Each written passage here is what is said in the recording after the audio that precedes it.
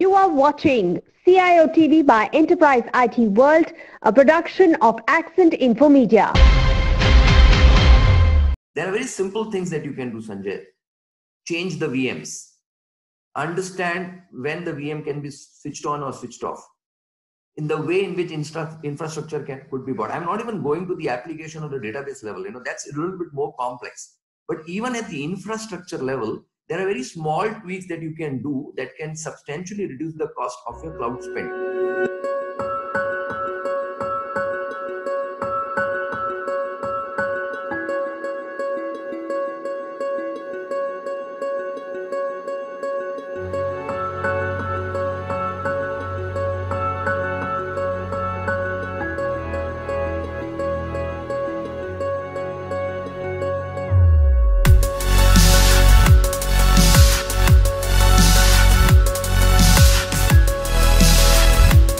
Welcome, ladies and gentlemen, to CIOTV.live, a production of Accent Infomedia. Today, my guest is Mr. Vikas Bhonsle, CEO, Crayon Software Experts India Private Limited. He is a leading, technocrat, I can say, who is leading this organization for last 6 years since June 2014. Before that, he was with Dell. Before Dell Technologies, where he had the mandate of mid-market expansion, where he had done wonderful job. And to tell a few lines about his credential, he believes in a theory of boss says go, but a leader says let's go, which is a wonderful characteristic of his. Because he's an alumnus of University of Mumbai and a passionate cricketer also. I don't know whether he is pursuing that passion, but he is a cricketer in heart. Because it's a pleasure to welcome you to CIOTV.live. Thank you, Sanjay, and it's a pleasure to be sitting here and having a chat with you. I'm looking forward to the conversation with you. Thank you, Vikas. So first question coming on your way, what is your sense of current market? What is the business sentiment amid COVID-19? Yep, so if you really look at all the articles in journals that you see about India, the sentiments in India across most businesses, it's not very good. If you really look at the lockdown and the increase in the number of containment zones and the regulations across different states, it has created a lot of confusion for businesses, right? Government has announced measures to enhance credit and cash flow, but the disbursement has not been to the extent that it should have been. So as a result, if you look at all the parameters like, let's say, selling sales, you look at net profit, you look at inventories, they're all showing negative growth. And I see the same everywhere when I go and meet my customers and even our partners. Most of the businesses are extremely stressed. The floods, the rains, the border skirmishes have only added to the negative sentiment, right? So it's not really very healthy what we see in the marketplace. Post-March, the stock indices are now back to the March levels, but that's more a promise of the future, right? People believe that now with a vaccine on the horizon, things will improve. There will be investments into the country. And as a result of it, there is a fair amount of optimism. But if those things do not happen very soon, even the indices will start going down. So if you really look at different segments of the market, they are stressed. Of course, within all of these different sectors, there are some sectors which are doing better. I can say for sure retail, I can talk about healthcare, I can talk about education. They have been early adopters of technology and they've done really well. If you look at things like telemedicine that's going around doing the retail, for example, you are seeing people buying gold through video demonstration. So barring these few very select segments, I see that there is tremendous amount of stress in the market. For us as cloud players, this is a good opportunity. When I look at the technology industry, I see a lot of people in the digital transformation business. They are doing well because that's what businesses in the market are looking to adopt.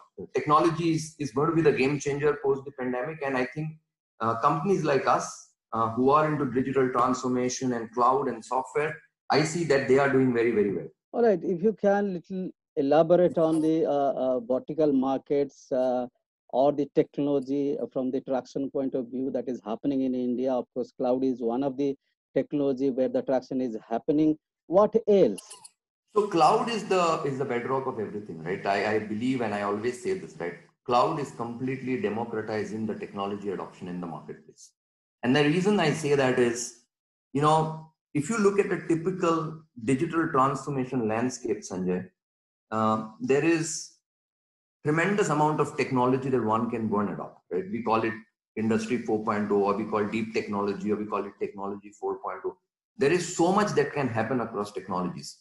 Now, is it easy for people to understand all of these technologies and go and implement and adopt some of these things and have use cases? Answer is no, right? If you were to take each technology as a standalone technology and try and understand what all it can envisage, that's pretty humongous, the things that you need to do.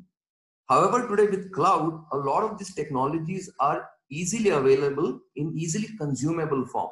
So cloud obviously is the foundation on which everything gets built, right? Eventually you will want to take your business to the cloud. Now you can take it in a public cloud, you can be hybrid, or you can have a data center, which in some form is a cloud as well, on premise, right? So cloud is the foundation. But then if I really look at what are industries and what are enterprises really adopting, a few things come out very, very clearly. Artificial intelligence and machine learning seems to be something that is having tremendous amount of use cases across all industries, whether it is healthcare, whether it is security, whether it is education, whether it is retail, whether it is hospitality, whether it is travel. I think people are beginning to sense that AI can give them perceptible advantages by predicting certain things which work in the favor of the business, right? So that clearly is one game changer. The other I certainly see is automation. RPA.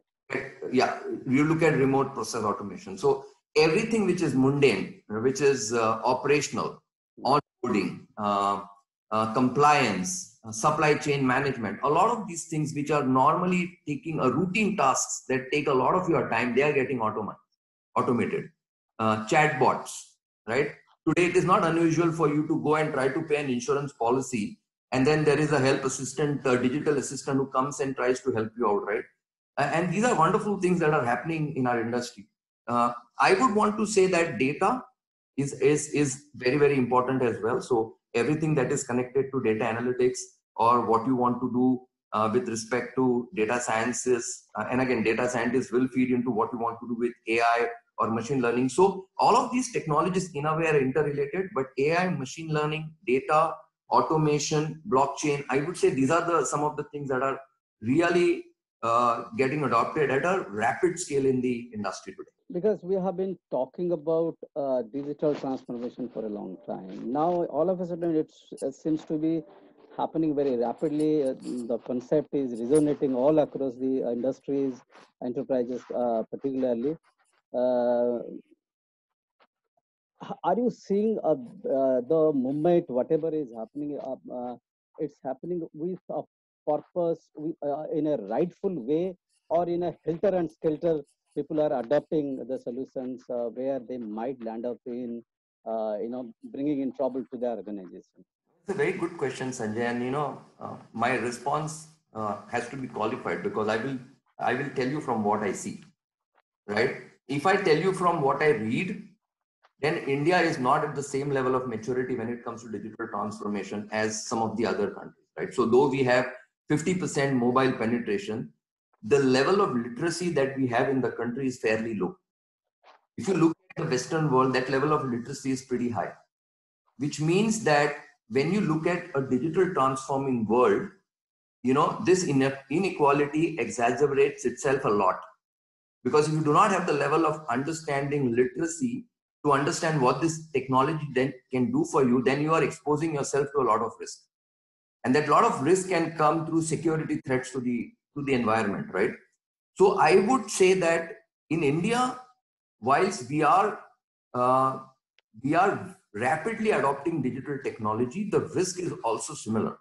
And that risk comes from n number of devices which we have, where we do not have the level of literacy that we should have, and hence the threat is tremendous, right? So the security landscape can get compromised to a large extent. So that is certainly one big vector of the digital transformation that is happening in the country.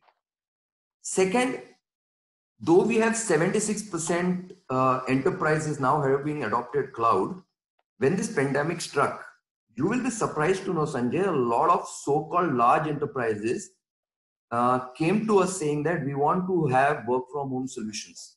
I want to have an environment which is completely secure. I do not have the right collaboration tools to get implemented. I do not have people who understand these tools. How do I go onto the cloud? And these were really matured enterprises who came and asked me some of these questions, right? So at some level, digital transformation is still a buzzword for many enterprises. At the root of it, how do you really start this journey is itself a question that is still not answered by a lot of enterprises. I saw that a lot when this pandemic struck. So, we have started. The pandemic is a great catalyst for digital transformation in the country. But from a maturity standpoint and from the level from where it can accelerate and can be safe and can solve different types of problems for different verticals in different industries, I think we are a fair distance away. All right, because my question is related to your answer now. You said that some of the very large companies, they came and approached you for solutions around work from home environment. Now, I can see there is also a skill set challenge. There is a gap, lag of skill set, and envisaging what is happening, what is going to happen in future. Of course, it was unfortunate. It is the situation is forced. Nobody was ever ready for this. But still, then a CIO or the leader's role is to envisage what is going to take place for next at least 5 years. Whenever there is any architectural designing is happening. So, are you also seeing the skill set is a challenge here? One side you say that the training part, but then are you seeing the skill set on the micro level, which is something which can save the leaders to do justice to their jobs? Otherwise, there might be certain issues for themselves also. Yes, like most customers that I've met with, Sanjay, there is definitely a skill set challenge. And the skill set challenge comes from one paucity of really experienced resources in the marketplace. To a lot of these technologies are still new, right? Use cases aren't very profound or liberally available in the marketplace, right? Eventually, if you want to solve any problem, the availability of a use case or the understanding of what use case to apply a technology for is extremely important. And I think experience plays a major part in these kind of things. And really, if you look at experience for these resources in the marketplace, that's not easily available. That's point number one. Point number two, if you rate enterprises, and before all of this pandemic and this whole thrust on digital transformation come, they were very used to working with a set of vendors, so to say, that they were working with. Absolutely. Everyone had this set of vendors. This whole thing about collaborating with different set of vendors to do different types of things was not existent. So today, enterprises suddenly found out that whilst they were trying to do migration, there was one man army or one single man shop who was doing this migration. But as you are trying to get into and adopting into more complex technologies, they found that that particular vendor was not sufficient or equipped enough to do the job. So on one vector was the issue of having lack of skilled resources in-house, but then you can of course go out and seek partners who can do it for you. But unfortunately, a lot of technology leaders haven't done that kind of vendor management where they can collaborate with a host of vendors who can do n number of different things that can bring to the table a very sustained digital transformation initiative for them. So that was also a problem. So I can say that skill set became an issue both from an internal and external standpoint. And I think technology leaders scrambled to get the right resources in this kind of an environment. All right, let us spend next 10 minutes of understanding what Crayon software experts are into, what is kind of business your company is into, what is kind of positioning you have. So, because if you can take me through the, Crayon's journey, Crayon's positioning in the market, and how relevant is it to the lives of the CIOs or the customers? Yeah, and I'll try and put together everything that I spoke to you up until now, right? So we are a digital transformation expert. And you would hear everybody say that, right? So what's new about us? Right. That's the big question, right? So you're right. We started as a software consulting house way back in 2002, and we started going to large enterprises and saying, okay, we will help you look at how can you derive the maximum benefit from your software assets, right? How can you build compliance? How can I help you build ISO level processes? And we started from there. Over the period of so many years, we have obviously now morphed into a very large digital transformation player. So we use software as a base to assess how you can start your digital transformation journey, because eventually when you want to go onto the cloud or do any initiative, you need to have a complete understanding of what you have. And that is your software asset, right? Unless and until you have an understanding of what you have, you can't really decide what you can take to the cloud, how you can take it, and what kind of cloud you can take it. So for us, the whole software and our ability to do build frameworks around the software estate and help you do assessment of how you can move to the cloud is the foundation. It's the first step. It's the primary thing that we do. That said, a lot of customers struggle with the fact that which cloud do they want to go to? What kind of cloud do they want to adopt? Should they be on-prem? Should they be hybrid? Should they be on a public cloud? Public cloud options are several in the marketplace today. You know, there are hyperscalers, there are Indian public cloud providers. So how do you take those, which workloads do you take to the cloud? So we do an assessment of customers' environments. We tell them first we tell them whether they can go to the cloud. Then we tell them what workloads can move to the cloud. When you start talking of taking the workloads to the cloud, sometimes it's not an easy lift and shift. You know, you need to re-architect, you need to re-platform, you need to have a tweak in the application sometimes. Sometimes you need to look at the entire whole software paradigm all over again. So we do all of it. We do POCs for our customers. We take those workloads onto the cloud. Once on the cloud, we do an optimization for the customers on the cloud, because see, cloud is a continuous journey, right? Most of the customers realize that once they go on the cloud, they believe that one of the things that clouds enables them is cost or reduction in cost, but that's not the case. Because cloud is universally available for use, most of the customers have started realizing that the moment they've gone on the cloud, the cost bills have only gone up. They've inflated. So the moment you're on the cloud, you need someone to continuously help you with the blockers. You need someone to optimize it. So we have a big service called Software Cloud Economics. Okay, the entire book is called Software Cloud Analytics, but within that we have something called as Cloud Economics, which says, how do we keep on optimizing your cost on the cloud? Because otherwise the bills start to inflate. How do I set threshold into what kind of which function or which department in an organization can consume what? How do I set thresholds? Right? How do I do a chargeback? Right? How do I give you a nice BI dashboard to tell you how is your cost trending?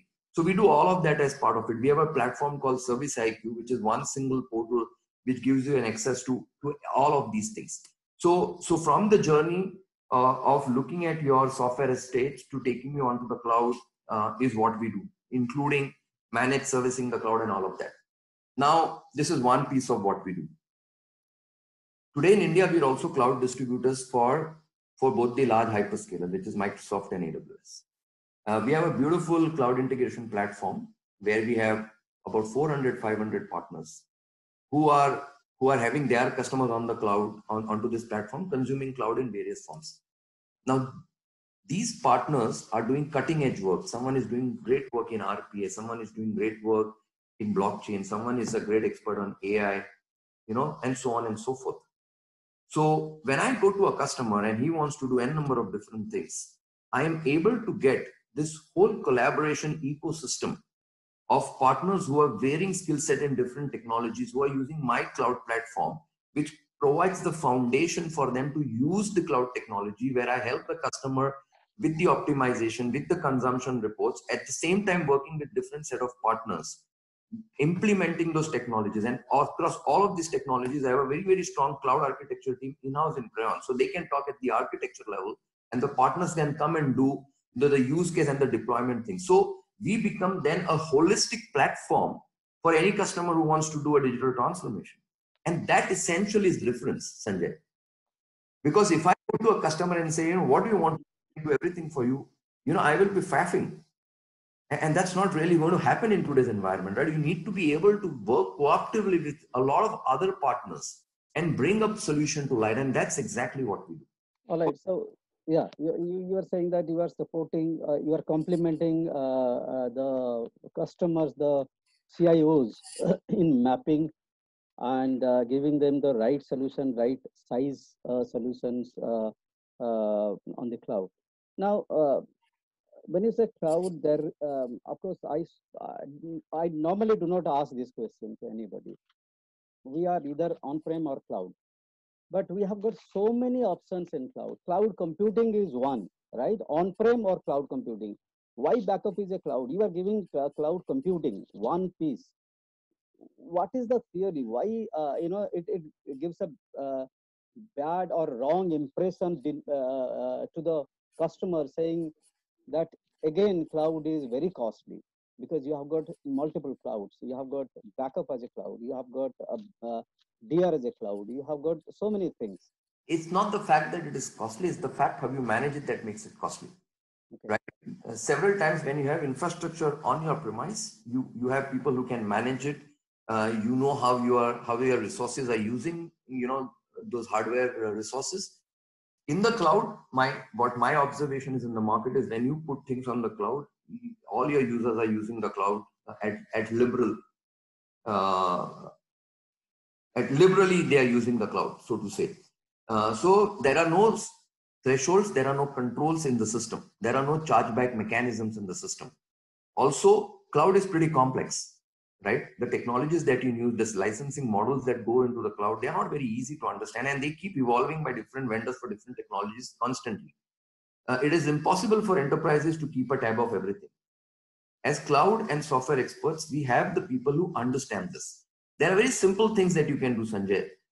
Change the VMs. Understand when the VM can be switched on or switched off. In the way in which infrastructure could be bought. I'm not even going to the application or the database level. That's a little bit more complex. But even at the infrastructure level, there are very small tweaks that you can do that can substantially reduce the cost of your cloud spend. And this is what we do. A lot of enterprises do not understand that very, very well, right? As a result of which the cloud cost keeps going up, right? Because there's no one there to help you. And most of the OEMs will be happy to have an inflated bill. I work as the bridge, honestly, and I will say this on your platform today, that I work as a bridge between the customer and the OEM. And many a time I'm not liked by the OEM because I do this. But I go back to the customer and say, if you leave it as it is, the OEM will be happy to milk you. I am here to help you optimize your spend. I will look at your infrastructure. I look at your VMs. I look at your application use. I will see what infrastructure you're using at what time. And then my experts will come in and help you optimize that cost. Now, I'm not very popular with a lot of OEMs because I do this, but I think that's my larger purpose and my responsibility to my customers. And that's why I'm saying that, there is a way and a method in which this cost can be contained. It needs some expert, and it's not very complicated, mind you, but it requires someone to keep monitoring this all the time, which we will do for our customers. All right. So excellent answer to this very complex question. And when you say that you do help the customers in alleviating their pain points from the finance point of view, because budget is something today's date is very, very difficult. The CFOs are hell bent upon discontinuing the coming projects. So leave apart the future projects. Now you are saying that you help. So do you start? What is the kind of mechanism you start from the day one? You handle that, and how long you continue? Is it a SLA that you give that till 1 year that will be doing, or a life cycle of certain solutions that you engage with the customers? What is the mechanism? So the beauty about this way we deal with is that fact that we are very modular, right? And I'll give you a simple example, right? So I was not very sure whether the question was more pertaining to software, cloud, or both together. But we have had engagements, for example, Sanjay, where a customer has come back to us and said, I have absolutely no understanding of what my software is stated. I really need understand on understanding my production environments, how I can take it to the cloud, and how I can build compliance. And we work with customers. The first year engagement was extremely elaborate. We worked on all parameters for the customer.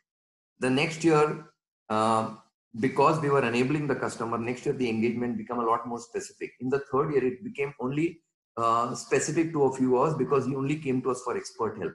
In the fourth year, the customer was up and running on his own, right? So we handheld him for about 3 years and then he was up and running. So it really depends on what the customer wants to do with us. So our managed services can be a recurring engagement for 12 months that we can keep renewing on an annual basis. We can have, let me say, an advisory line open for our customers for cloud software for any kind of technology, which could be a few hours that he can take. After the few hours expire, the contract is over. We can get into a point engagement. We can get into a time and material engagement. We are absolutely open to these kind of engagement because I don't think one fits everyone. This needs to be absolutely bespoke to customers' needs.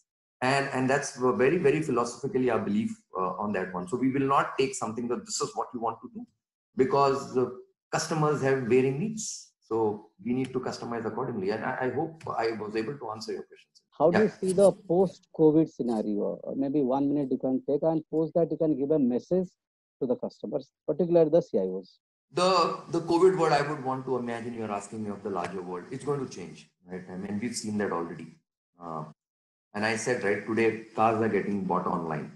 I've heard of jewelry being bought by customers by seeing video demonstrations. If you really look at how medicine is getting prescribed, telemedicine is becoming extremely important. You look at education. Today, my daughter and everyone, they are doing online classes, right? So the world is going to move to a certain level of automation, a certain level of digitization, for sure. So that's very, very clear.